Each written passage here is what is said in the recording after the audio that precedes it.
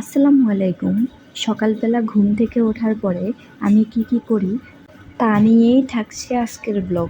ঘুম থেকে উঠেই প্রথম কাজ হয় নিজের রুমটা গোছানো। তারপর সকালবেলা হালকা নাস্তা করতে গেলাম। সকালবেলাই আমাদের ভাত রান্না করা হয়ে যায়, তাই রান্না করার আগে ডিম, কিশমিশ, কলা এগুলো খেয়ে নিই।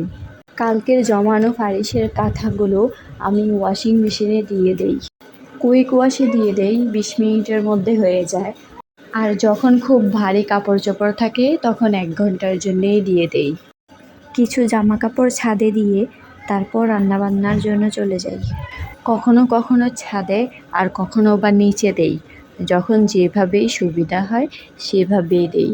তারপর কিচেনে গিয়ে দেখি আম্মা মুরগির মাংস, ডিম একসাথে রান্না করে রাখছে। দেশি মুরগি এটা, ঘরেই ছিল, জবাই করছে। অন্যদিকে আবার পোলাও রান্না করে রাখছে। আমি জাস্ট নেড়ে একটু দেখালাম। সকালবেলা আমাদের রুটি, পরোটা এগুলো বানানো হয় না, এমনি ভাত রান্না করে ফেলে আর যার যেটা মন চায় সেটাই খেয়ে নেয়। সকালের খাওয়া দাওয়া শেষেই ছাদে গিয়ে এই অপরাজিতা ফুলগুলোর ছবি তুললাম। দোলনার উপর অনেকটা নিয়ে ফুলগুলো, ফুলের 2টা কালার আছে এখানে, সাদা এবং নীল।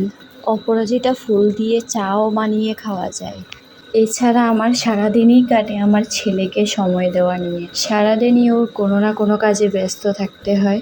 দেখা হবে আপনাদের সাথে একটা নতুন দিনের নতুন আরেকটা ব্লগ নিয়ে। আর হ্যাঁ, এই ব্লগটা যদি আপনাদের ভাল লাগে তাহলে অবশ্যই কমেন্টে জানিয়ে যাবেন।